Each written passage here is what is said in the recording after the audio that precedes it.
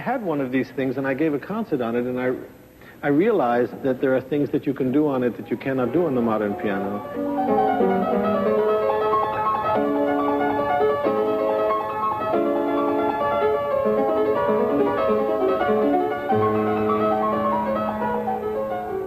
Toen ik daarmee bezig ging er echt een wereld voor me open. Dat wil zeggen een hele nieuwe klankwereld waar ik niks van wist.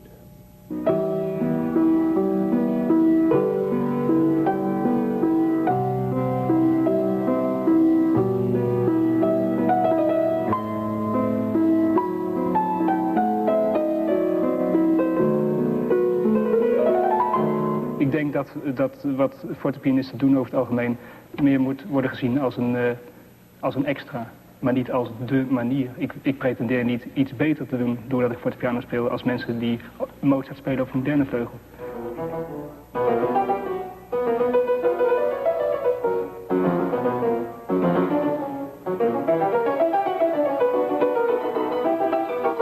One can phrase and make the articulation in a way clearer, and in many ways that shows the music in a different light.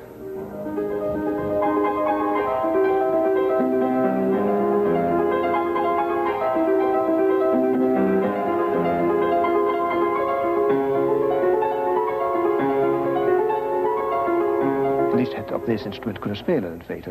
Dat is heel belangrijk, vind ik. Maar ook belangrijk, de klank is extra anders. Dat je voelt een grote verband met de tijd dat een compositie is ontstaan.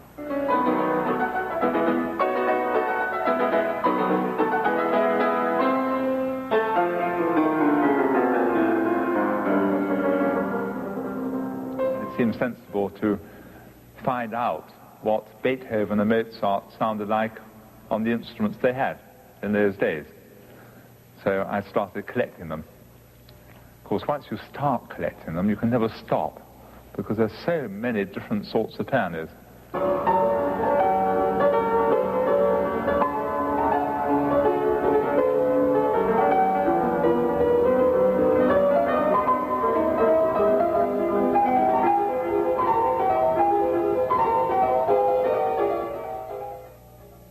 When we talk about the piano, we think of the sound of our modern Steinways or Yamahas.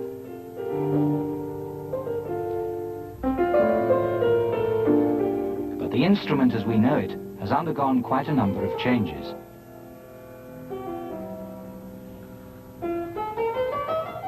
In the past, there were many types of piano. The fortepiano, the hammer piano, the pianoforte, the hammer grand piano. All keyboard instruments in which the strings were struck by hammers, as they are in the modern piano.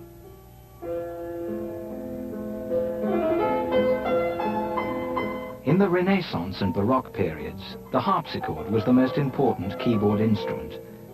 In it, the strings were plucked by a pick, as with a guitar, so that the intensity of the sound was always the same. But music changed, and so did the instruments. Around 1700, the Italian Cristofori developed the hammer mechanism. He called his instrument, rather explicitly, a gravicembalo col piano e forte, a harpsichord which can play loudly and softly. The short form, pianoforte, was soon generally accepted. But his system was still far from perfect, and generations of piano builders have been busy improving the hammer technique ever since. In the first half of the 18th century, Johann Sebastian Bach became acquainted with the fortepiano, but for his compositions he still preferred the harpsichord, which at that time was of better quality. His sons made the fortepiano more popular. Carl Philipp Emanuel Bach was fond of all types of keyboard instruments used in those days. In his unique manual, Essay on the True Art of Keyboard Playing, the fortepiano was discussed at length, as were the harpsichord and the clavichord. And it was Johann Christian, another son of Bach, who gave the first public piano recital in London in 1768. A new generation of composers, including Mozart, Haydn and Beethoven, inspired piano makers to develop the instrument even further. instruments more reliable and versatile, so that the harpsichord eventually lost the battle with the piano. In the course of the 18th century, two schools developed in the making of the fortepiano. The Viennese, with piano makers like Streicher and Stein, and the English craftsmen like Broadwood and Tomkinson. Dit is een Engelse vleugel, gebouwd in 1815.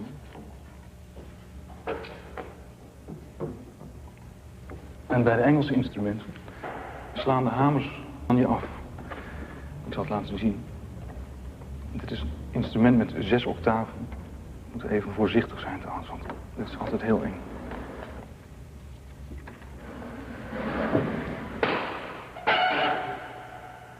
Ik hoop dat het een beetje te zien is.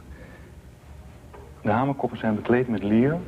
En als ik op een toets druk, dan zit er een opstotertje op die toets. En die drukt de hamer op. En dat is een systeem wat in Engeland eigenlijk vanaf het begin van ongeveer 1780 gemaakt is tot 1880. En een wezenlijk verschil, even meer voorzichtig zijn, is de demping. Want de Engelse instrumenten, en dat deed men bewust, dempen eigenlijk heel zwak. Ik kan het even laten horen. Het galmt echt een tijd na, maar die dempertjes wegen ook eigenlijk niets. En ik heb gelezen, men deed dat om de klank minder droog te maken, maar de Weense instrumenten, er staat er eentje hier, dat kan ik even laten zien. Daarbij slaan de hamers de andere kant op. En wat het grootste verschil is eigenlijk, is dat de hamer op de toets zit meteen. Dus je hebt echt met de toets beweeg je de hamer. En dat geeft een hele delicate klank. En daar kun je geweldig veel mee doen in de aanslag. De toets beweegt en wordt eigenlijk aan de achterkant wordt de hamer vastgehouden. En dat is eigenlijk het hele mechaniek van de Weense vleugel. Dus die Engelse pianos die galmen heel erg, maar de Weense pianos zijn meteen weg. Dat is zo precies allemaal.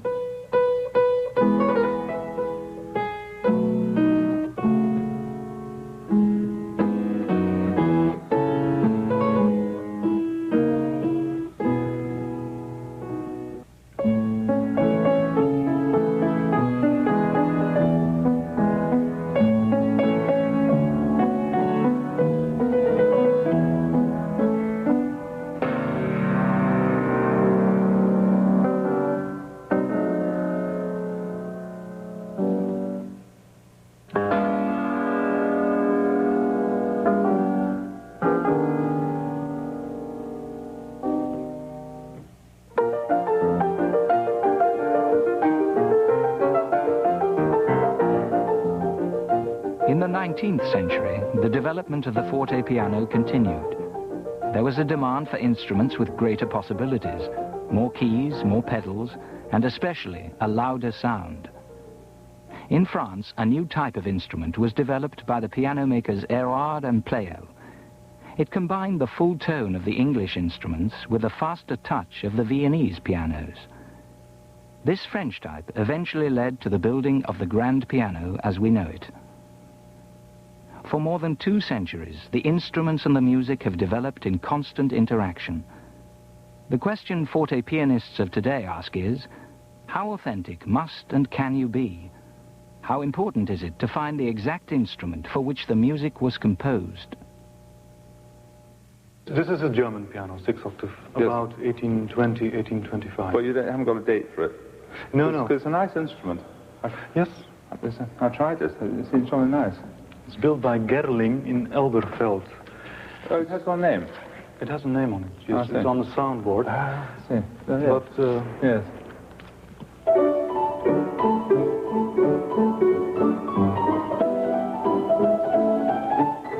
This one got rather weak treble, hasn't it? Nothing much happens up top. But for your English program, I think you prefer an English... Well, yes. It's a question of which. Yes. This has got a very nice sensitive touch to it.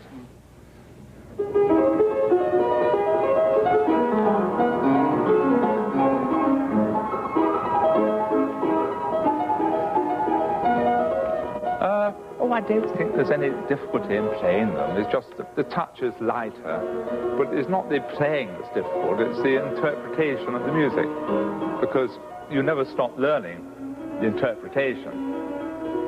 Printed music is simply what we say a blueprint for performance. It tells you very little. Well, it's so difficult to know how music was played in the past, before the invention of the gramophone. Well, if you get the instruments that the composers had, a lot of things become more understandable. And so things fall into place, and you learn through experience what to do. Because I think the great danger with students today with a modern piano is that they're very frightened. They're frightened. They're frightened of doing things wrong. They're frightened of taking liberties. You know, they're very careful in how they play all the time, which was not the case in those days.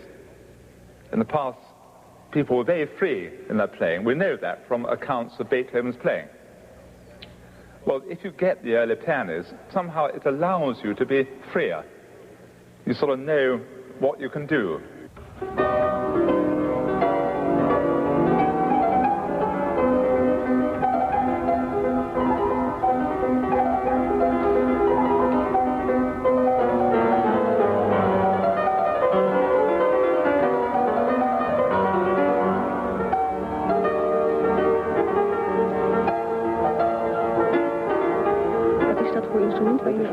Weens instrument uit 1825. Een gerling. Als je bijvoorbeeld het eerste akkoord van de pathétique aanslaat, krijg je dit.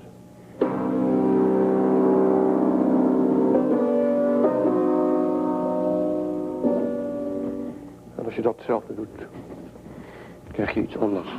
Op een moderne piano zoals we meestal horen.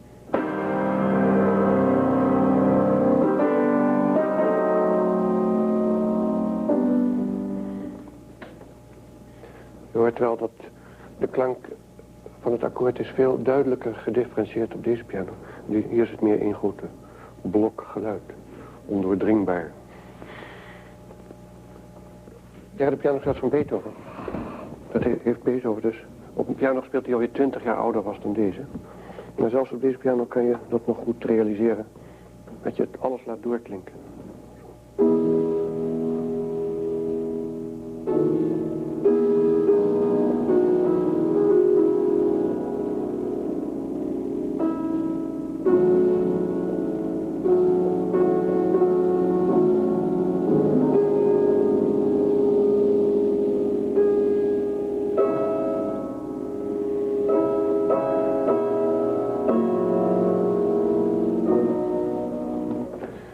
Hetzelfde zou doen op een moderne piano, dan kun je dat niet meer doen, blijkt. Dan zou je dit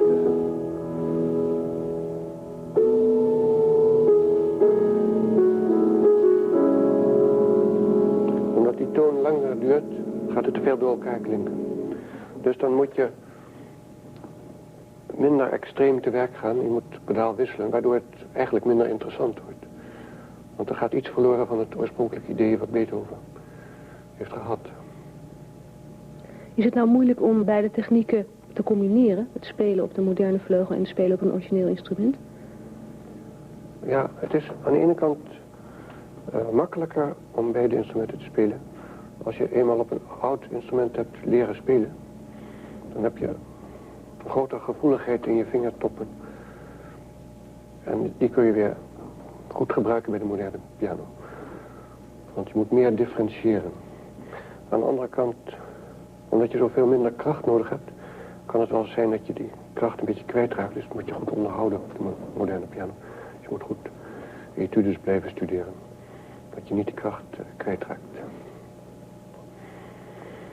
Dus op het algemeen heeft het wel een gunstig effect op elkaar. Ook wat betreft de klankvoorstelling die je hebt.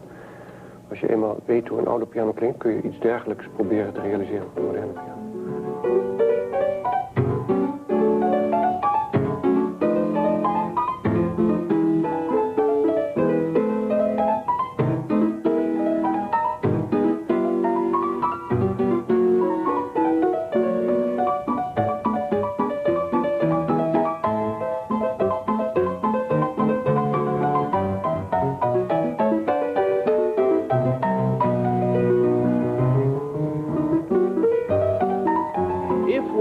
want to do is play a long, uninterrupted dee-da-da-da-da-da-dee-da-da. If that's what you want, this is no good. This is very inferior. But is that what we want? Let's do the minor variation. Can we? All right. Now, these are syncopations. A syncopation is an agitated note. He was so agitated, he couldn't arrive on time. You know what I mean? Mozart uses these very often. Both Doña Ana and Doña Elvira always sing syncopated, you know, because they're always agitated. Now, it's, again, all 18th century sources would tell you that these must be separated. If they're not separated, they're not expressive.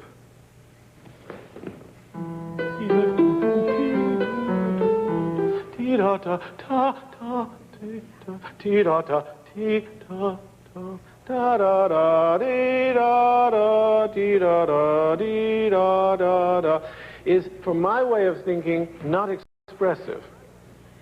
And this is very, very important, you know, because when somebody listens to a concert that I give or somebody else gives and says, oh, these fortepianos are not very expressive, you know, it really is such a different language that we're talking about here. It's not really piano playing at all.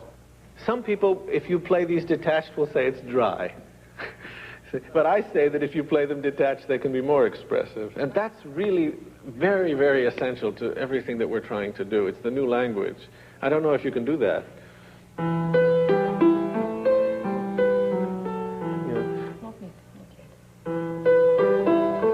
De eerste generatie fortepianisten die hebben echt hun eigen weg moeten zoeken. Jij bent van de tweede generatie. Heb je het daardoor makkelijker gehad? In zekere zin wel, omdat ik op een bepaalde richting ben gezet. En daardoor een hoop energie niet heb hoeven verspillen om dingen verkeerd te doen en later uit te zoeken wat het dan wel moest zijn. Aan de andere kant is het wel zo dat je daar dan natuurlijk extra energie later erin moet stoppen om tot je eigen manier van fortepiano spelen te komen. Nadat ik bij Stanley had gestudeerd, Stanley Holland in Den Haag, dacht ik dat ik ongeveer wel wist hoe ik het wilde doen. Nu studeer ik bij Bilson in Amerika en ben ik tot hele andere ideeën gekomen. En ik denk dat ik daar later ergens tussenin zal komen. Maar dat kost ook een hoop tijd. Uiteindelijk maakt het dus niet zoveel uit.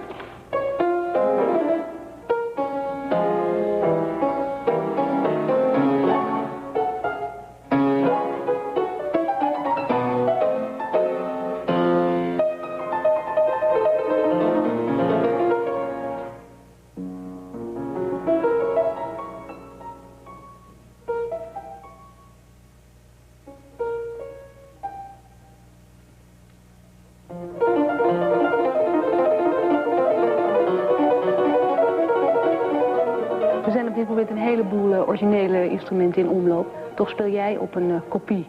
Heb je daar een bijzondere reden voor? Ja, hij is goedkoper.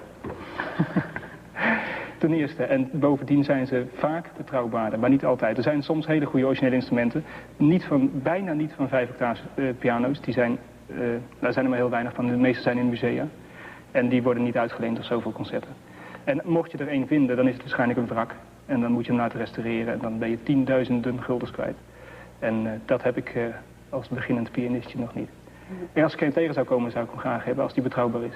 Maar ik ben het met mijn leraar Bilson in zoverre eens. Die zegt altijd dat hij wil dat zijn instrument het op kan nemen tegen een Steinway qua betrouwbaarheid en qua klankkwaliteit. En ik denk dat dat waar is. Anders dan blijf je altijd dat air houden van fortepiano is een tingeltangel. Waar je niet op kan doen wat je op moderne piano kan. En het is natuurlijk wel een speciaal gevoel als je achter een piano zit waarvan je weet dat Haydn erop gespeeld heeft of Mozart. Maar je moet ervoor oppassen dat je het altijd verkiest boven een goede kopie. Goede kopieën zijn zeer waardevol. Ze kunnen beter tegen een stootje, je kan ze beter vervoeren. En als je met het orkest speelt, komen ze vaak beter boven het orkest uit. Maar het is wel zo dat originele instrumenten hebben vaak iets in de klank wat niet te omschrijven is. Misschien is het de ouderdom van het instrument die het tot iets specifieks maakt. I always maintain that pianos unlike violins and cellos, they're very mechanical things, and they have to work perfectly, mechanically.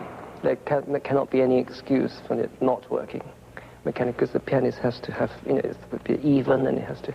So, and a lot of old pianos I've played on haven't been very good.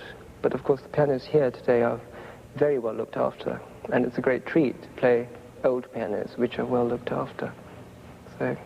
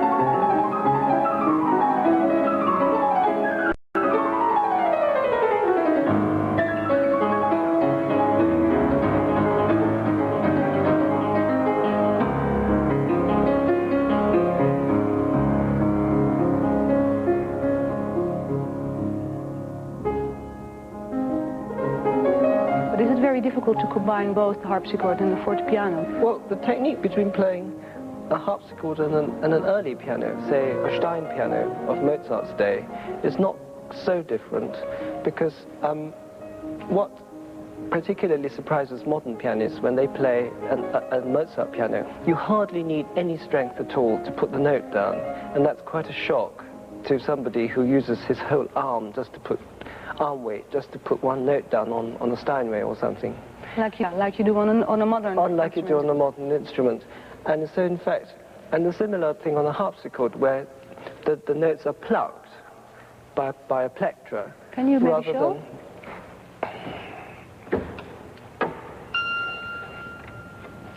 It's plucked by a tongue, which is called a plectra, and that's what plucks the string, rather like a guitar. And there's a device which lets it return back to the string without hitting the string again. And on a early piano, of course, the notes are struck by a small hammer. And of course, as the century developed and as music got, in a way, bigger and bigger, and people wanted louder and louder music, these hammers became larger and larger, and the gauge of the strings became larger. And that's how, in fact, the modern piano was, as it were, born around 1865. This is a harpsichord which is just plucked.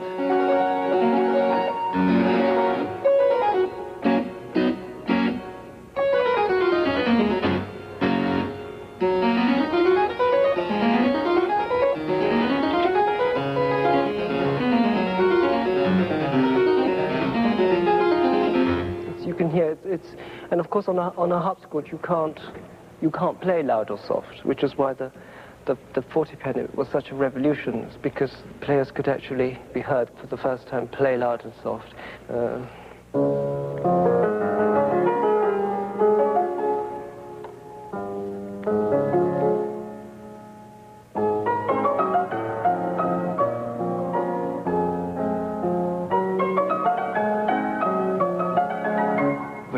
Dat die componisten, bijvoorbeeld Schubert, die speelde zijn composities vaak in een klein kamer met een paar mensen, gewoon een heel andere soort sfeer dan wat we vandaag kennen met de concertzalen van deze tijd.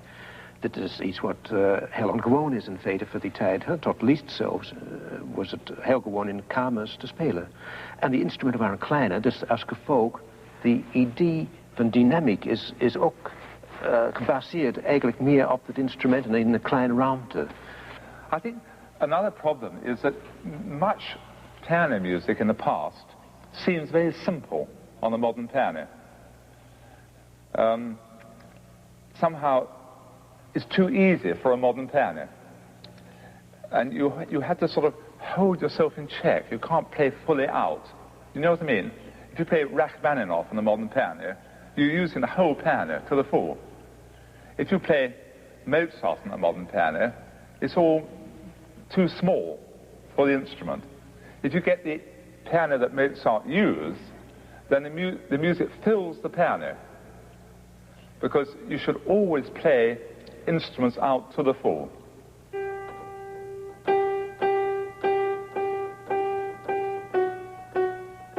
We hebben heel veel gehad aan opmerkingen van Stanley Holland, die natuurlijk al veel langer zelfs nog dan wij natuurlijk met instrumenten bezig is. Die heeft zulke waardevolle dingen al gezegd, waardoor wij weer geïnspireerd worden om het nog weer eens uit elkaar te halen en het te verbeteren.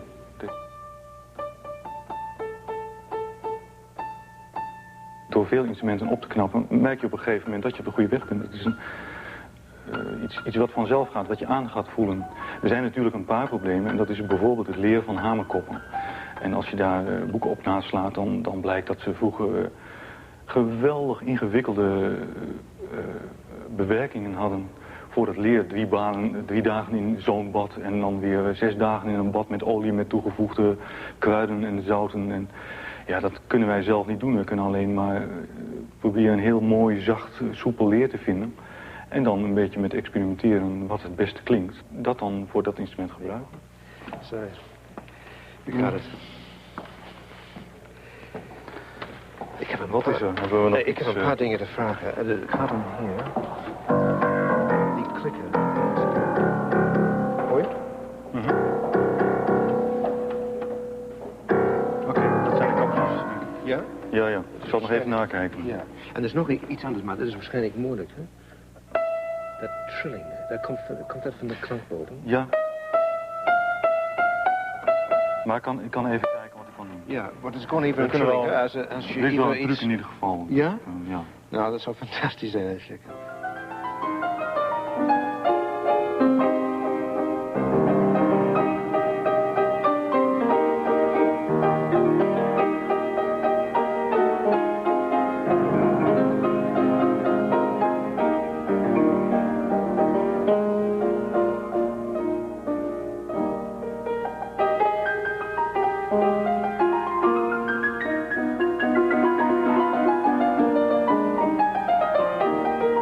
Ik vind dat het heel belangrijk is om een dergelijke compositie te horen op een era.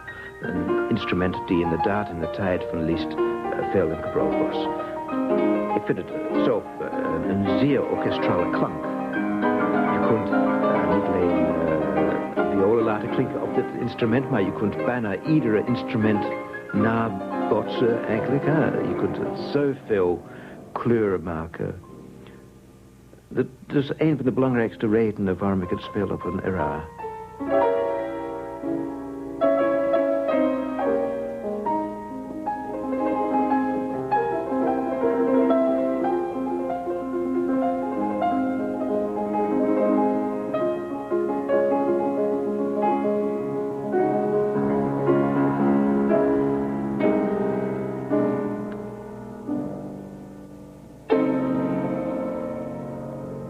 Nou, ik heb vroeger gedacht en dat denken eigenlijk geloof ik de meeste mensen nu nog, dat die oude instrumenten, dat een soort voorloper is van de moderne piano. En dan zijn ze ook nog heel oud, dus dat is niks en dat rammelt en dat is niet te stemmen. En ik moet zeggen, dat heb ik in het begin ook gedacht, maar naarmate ik meer ervaring kreeg in het restaureren en het ook wel eens bespelen, krijg je steeds meer gevoel van hoe het eigenlijk moet. En ja, hier staan nu langzamerhand veel instrumenten, hier staan veel instrumenten bij elkaar. En ze zijn in zichzelf ontzettend goed, de balans klopt, ze dempen goed, ze zijn goed te stemmen. En ik heb dus eigenlijk geleerd dat componisten in hun tijd helemaal niet op gammele instrumenten gespeeld hebben, maar op perfecte instrumenten. Het instrument leert je hoe de componist heeft gecomponeerd. Terwijl veel instrumentalisten denken alleen vanuit het instrument. Maar het instrument, omdat je ziet hoe de componist het instrument heeft behandeld, kom je bij de componist terecht. Dus. Sometimes I miss playing the modern piano, playing more recent repertoire, like Ravel and Debussy and things. But again, you see that the pianos in the 20s sounded rather different than the pianos, made yesterday. So who knows when authenticity will stop.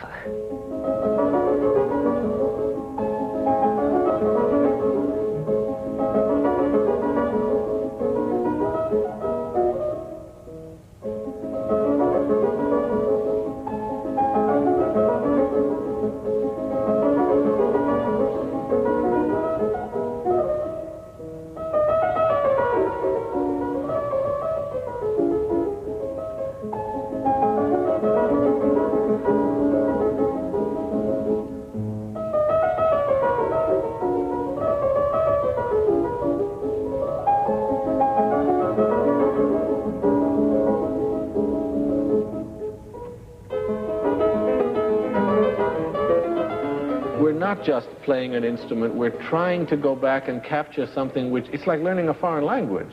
I mean, it's one thing if somebody in Strasbourg grows up speaking French and German simultaneously, and it's another thing if I decide I want to learn French or German, then I have to devote a lot of time to it, and it's not the same thing. And I think the language is a very, very good parallel for this kind of thing, because how to learn to speak like a native when there aren't even any natives left? I mean, we don't have any, there's no Mozarts around to show us. People, of course, now are trying to, the Hungarians put out a lot of these records of Bartók playing. Bartók played very differently from the way people play his music nowadays. And some of the more serious pianists, like Kocsis, the Hungarian, are trying to learn that language and recapture. But we don't have records of Mozart. So imagine learning French with no French speakers. You know? So how will you ever know you are right in doing what you do? I'm not right. We can learn a great deal because, you see, I think what we're doing here is, first of all, we're not authentic. That we're not, all right? But we are trying to do things here. We're trying to get this sound in our ear. For instance, this is tuned. This is tuned in an old temperament, which makes my ear more sensitive to the different sounds of the different keys.